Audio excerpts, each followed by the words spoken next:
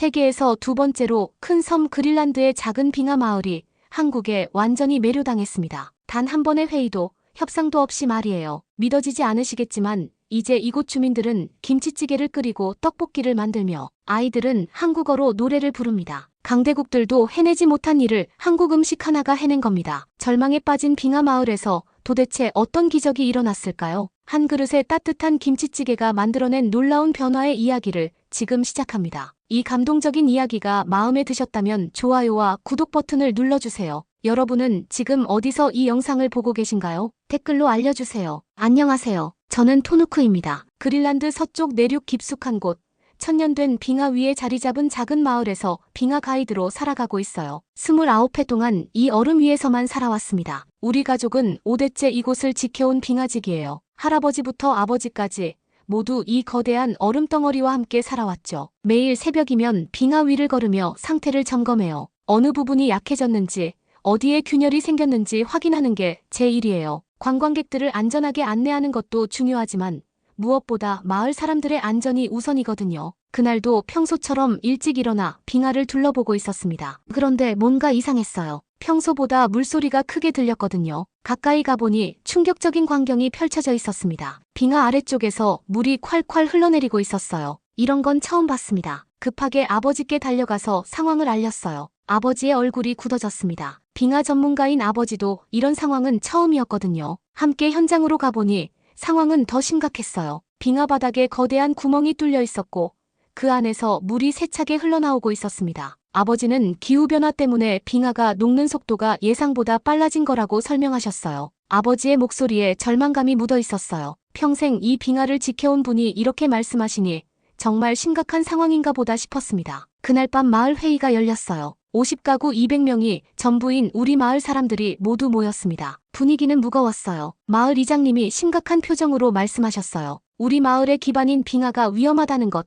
전문가들이 몇 년 안에 이곳이 살기 어려워질 거라고 한다는 것을 알려주셨습니다. 사람들이 웅성거렸어요. 어떤 할머니는 눈물을 흘리셨죠. 이장님은 정부에서 남쪽 해안 도시로 이주하라고 하며 집과 일자리를 보장해준다고 한다는 소식도 전했습니다. 하지만 마을 사람들은 쉽게 받아들일 수 없었어요. 이곳이 우리의 모든 것이었거든요. 젊은 친구들은 이주를 찬성했어요. 더 나은 교육을 받을 수 있고 일자리도 많다는 이유였죠. 하지만 어르신들은 반대였습니다. 조상들이 지켜온 이 땅을 어떻게 버릴 수 있냐는 것, 우리가 떠나면 누가 이 빙하를 지킬 것이냐는 걱정이었어요. 마을이 둘로 나뉘었어요. 세대 갈등이 깊어졌습니다. 저는 고민에 빠졌어요. 젊은 나이에 더 넓은 세상을 경험하고 싶은 마음도 있었지만 할아버지와 아버지가 지켜온 이곳을 포기하기도 싫었거든요. 며칠 후 더 큰 문제가 발생했습니다. 빙하 균열이 더 커져서 마을 중심가까지 위험해진 거예요. 이장님은 이제 정말 선택해야 한다고 말씀하셨어요. 목숨을 걸고 여기 남을 건지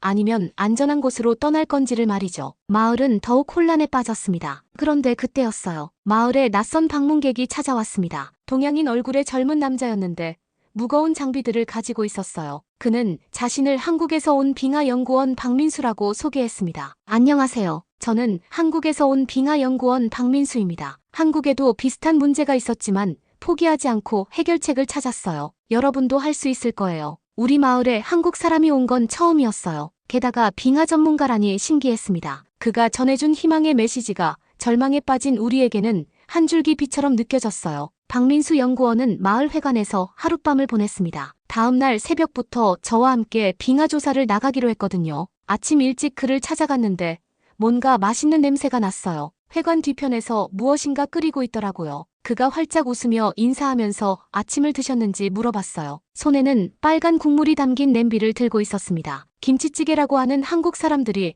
가장 좋아하는 음식 중 하나라고 설명했어요. 처음 보는 음식이었어요. 빨간 국물에 하얀 두부와 푸른 채소가 들어있었습니다. 매콤한 냄새가 코를 자극했죠. 그가 한번 드셔보라고 권했어요. 몸이 따뜻해질 거라고 했습니다. 숟가락으로 떠서 입에 넣는 순간 깜짝 놀랐습니다. 매콤하면서도 깊은 맛이 입안 가득 퍼졌어요. 그리고 뜨거운 국물이 목을 타고 내려가니 온몸이 금세 따뜻해졌습니다. 평생 생선과 바다 표범 고기만 먹고 살았는데 이런 맛은 처음이었어요. 특히 김치라는 채소가 신기했습니다. 박 연구원이 김치는 배추를 발효시킨 거라고 설명했어요. 한국 사람들이 겨울에도 신선한 비타민을 섭취하기 위해 만들어낸 지혜라고 했습니다. 우리도 겨울 음식을 보관하지만 이렇게 맛있게 만드는 방법은 몰랐어요. 김치의 시큼하면서도 아삭한 식감이 정말 좋았습니다. 함께 김치찌개를 먹으며 그는 한국 이야기를 들려줬어요. 한국도 옛날엔 추운 겨울이 길었다고 했어요. 그래서 발효 음식을 많이 개발했다는 것이었죠. 김치, 된장, 고추장 모두 저장과 영양을 동시에 해결하는 음식들이라고 했습니다. 정말 똑똑한 민족이구나 싶었어요. 우리는 그냥 말려서 보관하는 게 전부였는데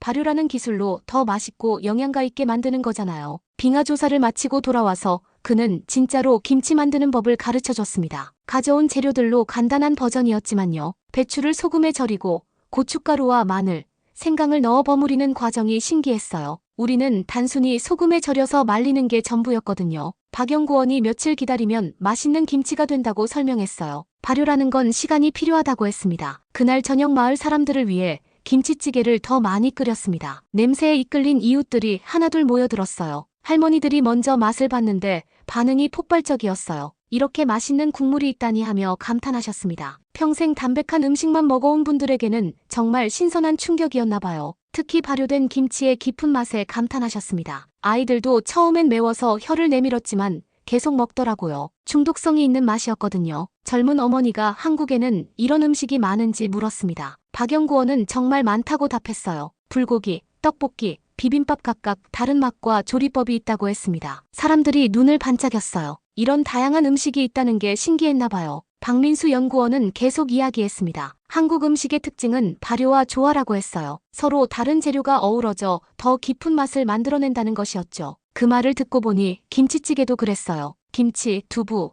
돼지고기, 양파 하나하나는 단순했지만 함께 끓이니 완전히 새로운 맛이 났습니다. 마을 이장님이 이런 음식을 만드는 민족이라면 빙하 문제도 해결할 수 있겠다고 말씀하셨어요. 박연구원이 고개를 끄덕였습니다. 한국도 여러 어려움을 겪었지만 포기하지 않고 극복했다고 했어요. 음식도 마찬가지라고 했습니다. 없는 재료로도 맛있는 음식을 만들어내는 지혜가 있다고 했죠. 그날 밤 저는 많은 생각을 했어요. 우리가 빙하 문제 때문에 절망하고 있을 때 한국에서 온 이 사람은 희망을 이야기했습니다. 그리고 김치찌개 한 그릇이 마을 분위기를 바꿔놓았어요. 사람들이 다시 웃기 시작했거든요. 다음 날 아침 할머니 한 분이 찾아오셨어요. 어제 그 빨간 국물 한 그릇 더 달라고 하셨어요. 김치찌개를 또 먹고 싶다는 거였어요. 그 할머니는 평생 입맛이 까다로우시기로 유명했는데 말이죠. 박연구원이 웃으며 더 많이 끓여드렸습니다. 그리고는 할머니께 김치 담그는 법도 간단히 알려드렸어요. 할머니가 우리도 이런 걸 만들 수 있을지 물으셨어요. 박연구원은 물론이라고 답했습니다. 재료만 있으면 누구나 할 수 있다고 했어요. 한국 할머니들은 모두 김치의 달인이라고 했습니다. 그 말씀을 듣고 할머니가 기뻐하셨어요. 새로운 요리를 배울 수 있다는 게 즐거우셨나 봐요. 사흘째 되는 날,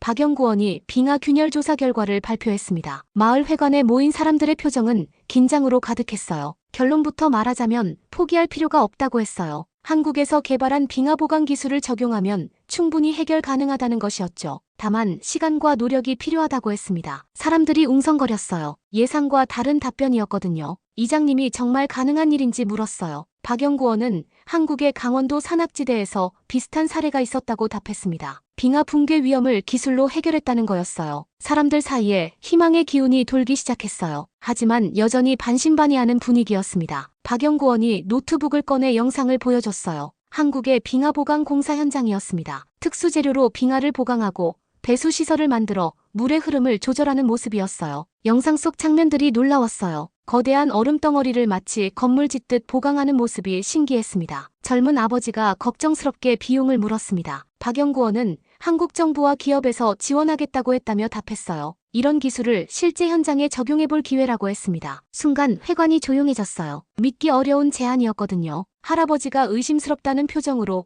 왜 우리 같은 작은 마을을 도와주려는지 물으셨어요. 박연구원이 잠시 멈춰서더니 진지하게 대답했습니다. 한국 사람들은 공동체를 소중히 여긴다고 했어요. 어려운 이웃을 그냥 두고 볼 수 없다고 했습니다. 그날 저녁 박연구원이 특별한 음식을 준비했다고 했어요. 마을 사람들의 마음을 얻기 위한 것 같았습니다. 회관 앞마당에 간이 화덕을 만들고 고기를 굽기 시작했어요. 달콤한 냄새가 마을 전체에 퍼졌습니다. 불고기라고 하는 한국의 대표 음식 중 하나라고 설명했어요. 얇게 썬 고기를 양념에 재워서 굽는 방식이 신기했어요. 우리는 보통 큼직하게 잘라서 그냥 구워 먹었거든요. 양념에 뭐가 들어가는지 물어보니 간장, 설탕, 마늘, 참기름 여러 가지가 어우러져 만든 거라고 했어요. 고기에서 지글지글 소리가 나면서 달콤한 냄새가 더욱 진해졌습니다. 아이들이 군침을 삼키며 지켜보고 있었어요. 첫 번째 불고기가 완성되자 박영구원이 모든 사람에게 나눠줬습니다. 한 입 베어 물자 입안에서 폭발하는 맛에 모두가 감탄했어요. 달콤하면서도 짭짤하고 부드러우면서도 씹는 맛이 좋았습니다. 양념이 고기 속까지 배어 있어서 한 입 먹을 때마다 다른 맛이 느껴졌어요. 할머니들이 특히 좋아하셨어요. 이렇게 고기를 요리하는 방법이 있다니 평생 몰랐다고 하셨습니다. 젊은 어머니들은 양념 비법을 물어봤고 남자들은 고기 굽는 기술에 관심을 보였어요. 박영구원이 설명했습니다. 불고기는 한국인의 정성이 담긴 음식이라고 했어요. 가족이 모일 때, 손님이 올 때 정성껏 만들어 대접한다고 했습니다. 정말 그런 것 같았어요. 단순히 배를 채우는 음식이 아니라 마음을 전하는 음식이었습니다. 고기를 구우면서 박영구원이 계속 이야기했어요. 한국도 6.25 전쟁 때 모든 걸 잃었다고 했어요. 하지만 포기하지 않고 다시 일어섰다고 했습니다. 사람들이 진지하게 들었습니다. 그때도 이런 음식이 있었는지 물어보니 아니라고 했어요. 그때는 먹을 것도 없었다고 했습니다. 하지만 언젠가는 다시 가족들과 불고기를 나눠 먹겠다는 희망이 있었다고 했어요. 그 말에 사람들이 숙연해졌어요. 우리 상황과 비슷했거든요. 지금은 어떤지 물어보니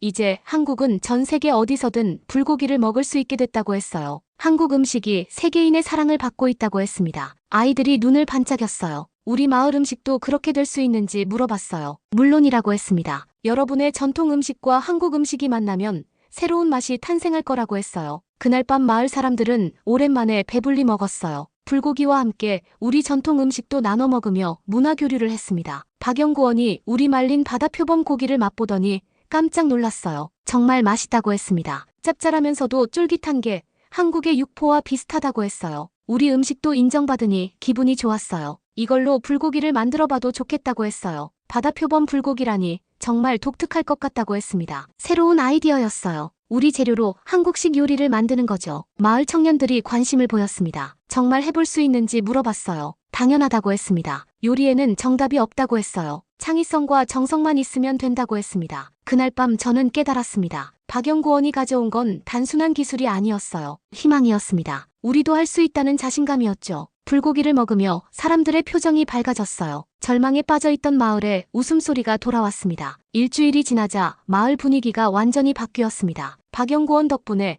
희망을 되찾은 사람들이 빙하보강공사를 적극적으로 찬성하기 시작했어요. 하지만 여전히 반대하는 사람들이 있었습니다. 특히 토크 할아버지는 끝까지 반대 의견을 고수하셨어요. 외국 사람을 어떻게 믿느냐며 나중에 우리를 이용하려는 것 아니냐고 하셨습니다. 할아버지의 말씀에도 일리가 있었어요. 평생 외부인을 경계하며 살아오셨던 분이니까요. 박영구원도 이 상황을 알고 있었습니다. 마을이 하나로 뭉쳐야 프로젝트가 성공할 수 있다는 걸 아셨거든요. 오늘은 특별한 음식을 만들어 보자고 하셨어요. 떡볶이라는 한국 사람들이 가장 사랑하는 길거리 음식이라고 했습니다. 이번에는 빨간 소스와 하얀 떡을 가져왔어요. 떡이라는 게 신기했습니다. 쌀로 만든 음식인데 우리가 아는 밥과는 완전히 달랐거든요. 이 떡은 쫄깃쫄깃하다고 했어요. 씹는 맛이 정말 좋다고 했습니다. 직접 만져보니 정말 탄력이 있었어요. 마치 고무공 같은 느낌이었습니다. 박영구원이 요리를 시작했어요. 큰 팬에 기름을 두르고 양파를 볶더니 고추장 소스를 넣었습니다. 떡볶이의 핵심은 이 소스라고 했어요. 고추장에 설탕, 간장, 마늘을 넣어 만든 거라고 했습니다. 빨갛고 달콤한 냄새가 퍼지기 시작했어요. 김치찌개와는 또 다른 향이었습니다. 떡을 넣고 끓이자 소스가 걸쭉해지면서 윤기가 났어요. 보기만 해도 맛있어 보였죠. 조심해서 드시라고 하셨어요. 뜨겁다고 했습니다. 젓가락으로 떡을 집어 입에 넣는 순간 놀라웠어요. 쫄깃한 식감과 달콤매콤한 맛이 환상적이었습니다. 씹을수록 고소한 맛이 나고 매콤한 소스가 떡과 완벽하게 어우러졌어요. 중독성 있는 맛이었습니다. 마을 아이들이 가장 좋아했어요. 매운맛에 혀를 내밀면서도 계속 더 달라고 했거든요. 어른들도 신기해했어요. 이런 식감의 음식은 처음 먹어봤거든요. 쌀로 이런 걸 만들 수 있다니 정말 신기하다고 했습니다. 박영구원이 설명했습니다. 떡볶이는 한국의 서민 음식이라고 했어요. 누구나 쉽게 먹을 수 있고 배고플 때 간단히 해결할 수 있는 음식이라고 했습니다. 그러면서 떡볶이에 얽힌 이야기를 들려줬어요. 한국 학생들은 학교 앞 분식집에서 친구들과 떡볶이를 나눠 먹으며 우정을 키워왔다고 했어요. 정말 그런 것 같았어요. 떡볶이를 함께 먹으니 자연스럽게 대화가 늘어나고 분위기가 화기애애해졌거든요. 박영구원이 더 많은 떡볶이를 만들어 마을 전체에 나눠줬습니다. 토크 할아버지께도 가져다 드렸어요. 할아버지는 처음엔 거부하셨지만 손자가 맛있다고 조르자 한 입 드셔보셨어요. 나쁘지 않네. 할아버지도 떡볶이의 매력에 빠지신 것 같았어요. 평소 까다로우신 분인데 표정이 누그러지셨거든요. 그날 저녁 마을 회관에서 또 회의가 열렸습니다. 빙하보강공사에 대한 최종 결정을 내리는 자리였어요. 박영구 원이 떡볶이를 준비해 와서 회의 전에 모두가 함께 먹었습니다. 이장님이 이상하다고 하셨어요. 이 음식을 먹으니 마음이 편해진다고 했습니다. 박영구 원이 떡볶이에는 그런 힘이 있다고 했어요. 사람들을 하나로 뭉치게 하는 힘이 있다고 했습니다. 정말 그런 것 같았어요. 함께 떡볶이를 먹으니 대립하던 사람들도 대화를 시작했습니다. 토크 할아버지가 입을 여셨어요. 이 한국 사람 음식 솜씨는 인정하겠다고 하셨습니다. 사람들이 웃었어요. 할아버지의 마음이 조금 열린 것 같았거든요. 박영구 원이 진지하게 말했습니다. 할아버지, 저희는 정말 도움이 되고 싶어서 온 거라고 했어요. 한국에도 비슷한 어려움을 겪는 지역이 있다고 했습니다. 그래도 쉽게 믿기 어렵다고 하셨어요. 그럼 작은 것부터 시작해보면 어떨까요? 라고 제안했어요. 우선 위험한 부분만 응급 보강하고 효과를 보신 후에 결정하시는 거라고 했습니다. 할아버지가 잠시 생각하시더니 고개를 끄덕이셨어요. 그 정도라면 해볼만 하겠다고 하셨습니다. 회의 분위기가 급격히 좋아졌어요. 가장 강경하게 반대하던 할아버지가 마음을 여신 거였거든요. 젊은 사람들은 더욱 적극적이었어요. 저희도 도울게요라고 했습니다. 한국 기술을 배우고 싶다고 했어요. 저도요라고 했습니다. 나중에 한국 가서 떡볶이 만드는 법도 더 배우고 싶다고 했어요. 박영구 원이 웃으며 대답했습니다. 물론이라고 했어요. 이 프로젝트가 성공하면 한국 연수 프로그램도 만들어드리겠다고 했습니다. 그날 밤 마을은 축제 분위기였어요. 오랫동안 갈라져 있던 마을이 다시 하나가 된 거였거든요. 아이들은 떡볶이 만드는 법을 배우겠다며 박영구 원을 졸랐고 어른들은 한국 문화에 대해 더 많은 질문을 했어요. 저는 그날 깨달았습니다. 음식이 사람의 마음을 움직이는 힘이 정말 크다는 걸요. 떡볶이 하나로 마을 전체가 뭉칠 줄 누가 알았겠어요. 빙하보강공사가 시작된 지 한 달이 지났습니다. 한국에서 온 공사팀과 우리 마을 사람들이 함께 작업하고 있었어요. 하지만 일이 생각보다 힘들었어요. 영하 30도의 추위 속에서 하루 종일 작업하니 모두가 지쳐갔습니다. 특히 나이 많은 분들은 체력적으로 버티기 어려워 보였어요. 토크 할아버지도 며칠 전부터 기침을 하고 계셨습니다. 할아버지의 불만이 다시 시작되었어요. 늙은이들은 이런 추위에 일하면 안 된다는 것이었죠. 다른 어르신들도 슬슬 힘들어하기 시작했습니다. 박영구 원도 이 상황을 걱정하고 있었어요. 마을 사람들의 사기가 떨어지면 프로젝트가 중단될 수도 있었거든요. 어느 날 오후 작업을 마치고 돌아온 사람들의 얼굴이 유난히 어두웠어요. 하루 종일 차가운 바람을 맞으며 일했더니 모두 기운이 없었습니다. 박영구 원이 뭔가 준비를 하더니 회관 앞에 작은 가스 버너를 설치했어요. 오늘은 특별한 간식을 만들어드리겠다고 했어요. 작은 팬을 올리고 반죽을 떠서 구워내기 시작했습니다. 둥글고 납작한 모양이었어요. 호떡이라고 하는 한국의 겨울 간식이라고 했어요. 반죽이 팬에서 지글지글 소리를 내며 익어갔어요. 달콤한 냄새가 퍼지기 시작했습니다. 안에 설탕과 견과류가 들어있다고 했어요. 겨울에 먹으면 몸이 따뜻해진다고 했습니다. 호떡이 완성되자 박영구 원이 조심스럽게 뒤집어서 접시에 담았어요. 황금빛으로 바삭하게 구워진 모습이 맛있어 보였습니다. 안이 뜨거우니 조심하라고 하셨어요. 첫 번째 호떡을 토크 할아버지께 드렸어요. 할아버지는 조심스럽게 한 입 베어 물으셨습니다. 그 순간 할아버지의 표정이 놀라움으로 바뀌었어요. 이렇게 달콤한 게 뭐냐고 하셨습니다. 안에서 뜨거운 설탕 시럽이 흘러나왔고 견과류의 고소한 맛이 입안에 퍼졌어요. 바삭한 것과 달콤한 속의 조화가 완벽했습니다. 다른 사람들도 하나씩 받아먹기 시작했어요. 모두의 얼굴에 미소가 번졌습니다. 아이들이 가장 좋아했어요. 설탕 시럽이 입 주변에 묻어도 신경 쓰지 않고 계속 먹었습니다. 젊은 어머니가 한국에서는 언제 이런 걸 먹는지 물었습니다. 주로 겨울에 먹는다고 했어요. 길거리에서 파는데 추운 날씨에 따뜻한 호떡 하나면 마음까지 따뜻해진다고 했습니다. 정말 그런 것 같았어요. 차가운 몸과 마음이 호떡 하나로 금세 따뜻해졌습니다. 박영구 원이 계속 호떡을 구워서 모든 사람에게 나눠줬어요. 작업 때문에 지쳤던 사람들의 얼굴에 생기가 돌기 시작했습니다. 한 아저씨가 이런 음식이 있으니까 한국 사람들은 추위를 잘 견디는 거라고 했어요. 맞다고 했어요. 호떡은 한국인의 겨울 친구라고 했습니다. 추울 때마다 우리를 위로해주는 음식이라고 했어요. 토크 할아버지가 두 번째 호떡을 드시면서 말씀하셨어요. 이 한국 친구 참 신기한 음식들을 많이 알고 있다고 하셨습니다. 할아버지의 어조가 많이 부드러워졌어요. 처음엔 경계하셨지만 이제는 박영구 원을 인정하시는 것 같았습니다. 박영구 원이 제안했어요. 할아버지도 만들어 보실래요? 라고 했습니다. 어렵지 않다고 했어요. 나이 많은 늙은이가 뭘 할 수 있냐고 하셨어요. 아니라고 했어요. 한국에서는 할머니들이 호떡을 제일 잘 만든다고 했습니다. 손맛이 있으시다고 했어요. 할아버지가 머뭇거리시더니 결국 앞으로 나오셨어요. 박연구원이 반죽하는 법부터 차근차근 알려드렸습니다. 반죽을 둥글게 만들고 속을 넣고 꼭 봉해달라고 했어요. 할아버지의 손놀림이 생각보다 능숙했어요. 평생 바다표범 가죽을 다뤄서 손재주가 좋으셨거든요. 팬에서 호떡이 익어가는 동안 할아버지의 얼굴에 집중하는 표정이 나타났어요. 마치 아이처럼 신기해하고 계셨습니다. 다 됐다고 했어요. 할아버지가 직접 만든 호떡이 완성되었어요. 박연구원이 만든 것만큼 예쁘지는 않았지만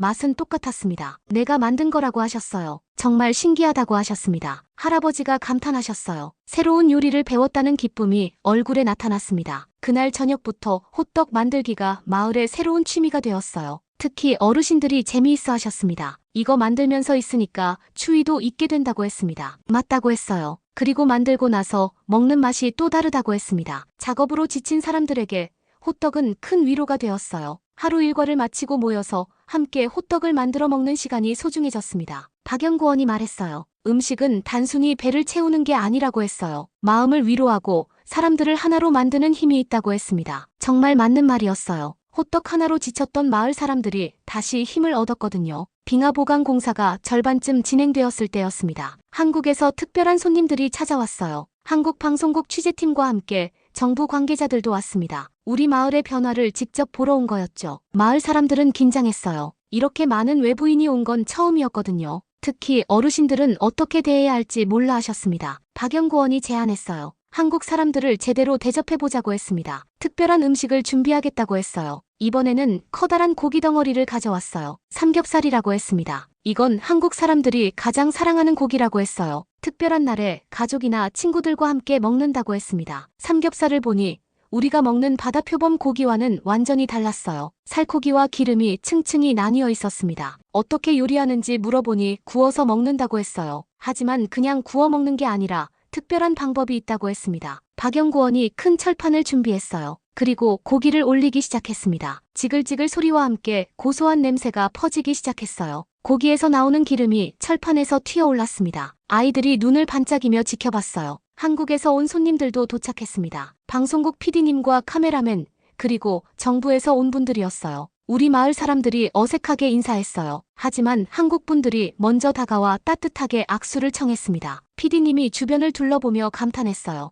여기가 그 유명한 마을이라며 정말 아름다운 곳이라고 했습니다. 박연구원이 삼겹살을 뒤집으며 말했습니다. 한국에서는 이렇게 고기를 구워서 함께 나눠 먹으며 마음을 연다고 했어요. 삼겹살이 노릇노릇하게 익어가자 정말 맛있어 보였어요. 가장자리가 바삭하게 구워지면서 기름이 좋게 빠진 상태였습니다. 박연구원이 구운 삼겹살을 잘라서 모든 사람에게 나눠줬어요. 한국 손님들과 우리 마을 사람들이 함께 앉아서 먹기 시작했습니다. 첫 입에 놀랐어요. 겉은 바삭하고 속은 부드러운 식감이 환상적이었습니다. 고기 본연의 맛이 살아있으면서도 고소함이 입안 가득 퍼졌어요. 토크 할아버지가 감탄하셨어요. 평소 까다로우신 분인데 삼겹살은 인정하시는 것 같았습니다. 한국에서 온 분들도 우리 전통 음식을 맛봤어요. 말린 바다표범 고기와 훈제 연어를 대접했죠. 정부 관계자분이 우리 음식을 칭찬해 주셨어요. 정말 독특하고 맛있다고 했습니다. 바다 향이 진하게 나는 게 정말 인상적이라고 했어요. PD님이 카메라를 돌리며 인터뷰를 시작했습니다. 이 프로젝트는 어떻게 시작된 건지 물었어요. 박연구원이 차근차근 설명했어요. 빙하 위기에 처한 마을을 돕고 싶었던 마음,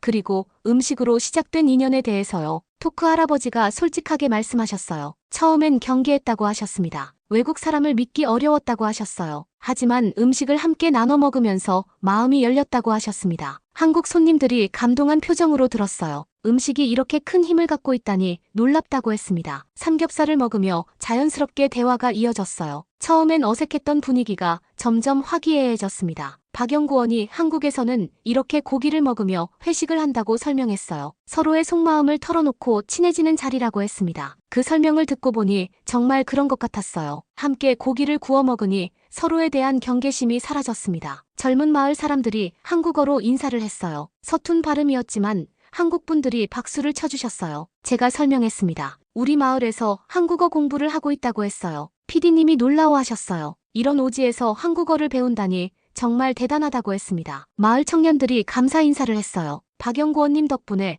우리 세계가 넓어졌다고 했습니다. 음식으로 시작해서 언어와 문화까지 배우게 됐다고 했어요. 삼겹살을 다 먹고 난 후 한국 손님들이 말했습니다. 정말 특별한 경험이었다고 했어요. 이렇게 따뜻한 마을 사람들을 만나다니 감동이라고 했습니다. 이장님이 대답하셨어요. 우리도 감사하다고 했습니다. 한국 분들을 직접 만나니까 더 친근하게 느껴진다고 했어요. 그날 밤 한국 손님들은 마을에서 하룻밤을 보냈어요. 작은 게스트하우스였지만 최선을 다해 대접했습니다. 다음 날 아침 떠날 때 정부 관계자가 약속했어요. 이 프로젝트를 계속 지원하겠습니다. 그리고 마을 청년들을 한국으로 초청해서 연수를 받게 해드릴게요. 마을 사람들이 환호했어요. 정말 꿈만 같은 일이었거든요. 할아버지가 신기해하셨어요. 삼겹살 한 번 함께 먹었을 뿐인데 이런 일이 일어나다니 말이에요. 박영구원이 웃으며 말했습니다. 한국 사람들은 함께 밥 먹은 사람을 가족으로 생각한다고 했어요. 이제 우리는 정말 가족이 된 거라고 했습니다. 빙하 보강 공사가 완료된 지 한 달이 지났습니다. 마을은 완전히 달라져 있었어요. 더 이상 빙하 붕괴를 걱정하지 않아도 되었거든요. 한국에서 약속한 대로 마을 청년 5명이 한국 연수를 떠났습니다. 저도 그중 한 명이었어요. 빙하 관리 기술을 배우러 가는 거였죠. 인천공항에 도착했을 때의 감동은 지금도 잊을 수 없어요. 그 큰 건물과 수많은 사람들, 그리고 박영구원이 마중 나온 모습까지 6개월 만에 만난 그의 얼굴이 반가웠어요. 서울에 도착해서 처음 들른 곳은 한국 전통 음식점이었습니다. 박영구원이 특별한 음식을 소개해주고 싶다고 했거든요. 오늘은 비빔밥을 먹어보자고 했어요. 한국을 대표하는 음식 중 하나라고 했습니다. 큰 그릇에 하얀 밥이 담겨 있었어요. 그 위에 여러 가지 색깔의 나물들이 예쁘게 올려져 있었습니다. 빨간 당근, 초록 시금치, 노란 콩나물, 흰무 그리고 빨간 고추장까지 마치 무지개 같았어요. 이렇게 다양한 채소를 한 번에 먹는 거냐고 물었어요. 그렇다고 했어요. 각각 다른 영양소가 들어있다고 했습니다. 이걸 고추장과 함께 비벼서 먹으면 완전한 한 끼 식사가 된다고 했어요. 정말 신기했어요. 우리는 보통 한 가지 재료로만 요리했는데 이렇게 많은 재료를 조화롭게 섞는 건 생각도 못했거든요. 젓가락으로 골고루 비벼서 한 입 먹어보니 놀라웠습니다. 각각의 나물이 서로 다른 맛과 식감을 내면서도 하나로 어우러졌어요. 정말 맛있다고 했어요. 이렇게 많은 맛이 동시에 느껴지다니 말이에요. 비빔밥의 철학이 바로 그거라고 했어요. 서로 다른 것들이 하나가 되어 더 맛있어지는 거라고 했습니다. 그 말이 마음에 와 닿았어요. 우리 마을과 한국이 만나서 더 좋아진 것처럼 말이에요. 연수 첫 주에는 한국의 빙하 연구소를 견학했습니다. 첨단 장비들과 연구시설이 정말 놀라웠어요. 이 기술들을 우리 마을에도 적용할 수 있는지 물었어요. 물론이라고 했습니다. 이미 여러분 마을에서 성공했다고 했어요. 이제 더 발전된 기술을 배워가라고 했습니다. 연구원들이 친절하게 설명해줬습니다. 점심시간에는 연구소 구내식당에서 비빔밥을 먹었어요. 마을에서 먹던 것과는 또 다른 스타일이었습니다. 한국에는 비빔밥이 몇 종류나 있는지 물었어요. 정말 많다고 했어요. 지역마다, 계절마다 다른 비빔밥이 있다고 했습니다. 함께 온 마을 친구들도 비빔밥에 빠져들었어요. 특히 여러 가지 반찬을 골고루 먹는 문화가 신기했습니다. 우리 마을에 돌아가면 이런 음식도 만들어 보자고 했어요. 그럼 우리 채소도 기르는 법을 배워야겠다고 했습니다. 새로운 꿈들이 생겨나기 시작했어요. 둘째 주에는 한국의 농업 기술을 견학했습니다. 스마트팜이라는 곳에서 첨단 기술로 채소를 기르는 모습을 봤어요. 이런 기술이면 추운 우리 마을에서도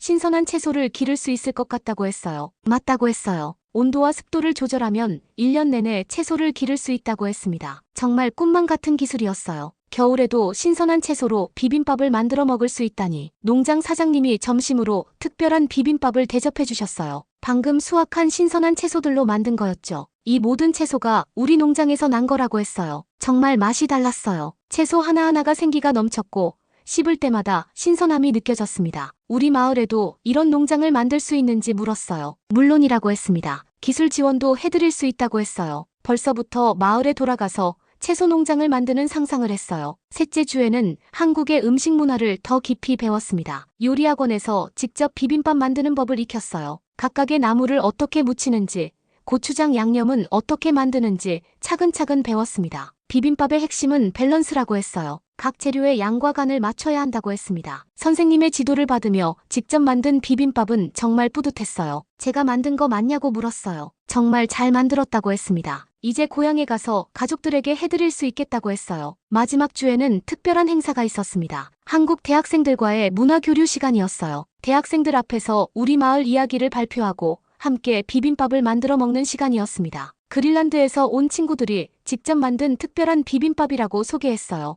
우리가 만든 비빔밥에 바다표범 고기를 넣어봤거든요. 그린란드식 퓨전 비빔밥이었죠. 대학생들이 신기해했어요. 이거 정말 새로운 맛이라고 했습니다. 한 학생이 말했습니다. 서로 다른 문화가 만나니까 새로운 맛이 나는 것 같다고 했어요. 정말 맞는 말이었어요. 비빔밥처럼 서로 다른 것들이 하나가 되어 더 좋아지는 거죠. 연수를 마치고 마을로 돌아갈 때 박영구원이 작별 선물을 줬어요. 이제 여러분이 한국과 그린란드를 잇는 다리가 되어주세요. 스마트팜 기술 자료와 함께 비빔밥 재료들도 가득 챙겨줬어요. 마을에 돌아가서 채소 농장을 만들고 비빔밥을 널리 알려달라고 했습니다. 꼭 그렇게 하겠다고 약속했어요. 2년이 지났습니다. 우리 마을은 완전히 새로워졌어요. 한국에서 배운 스마트팜 기술로 마을 중앙에 온실 농장을 만들었거든요. 이제 1년 내내 신선한 채소를 기를 수 있게 되었습니다. 배추, 시금치, 당근, 콩나물까지. 비빔밥 재료는 물론이고 김치까지 직접 만들어 먹어요. 토크 할아버지가 온실을 둘러보며 감탄하셨어요. 정말 꿈만 같다고 하셨습니다. 우리가 이런 채소를 기를 수 있다니 말이에요. 이제 80이 넘으셨지만 여전히 정정하세요. 마을 식당도 새로 생겼습니다. 한국 음식과 우리 전통 음식을 함께 파는 곳이에요. 관광객들이 찾아와서 특별한 퓨전 요리를 맛보곤 합니다. 바다표범 김치찌개,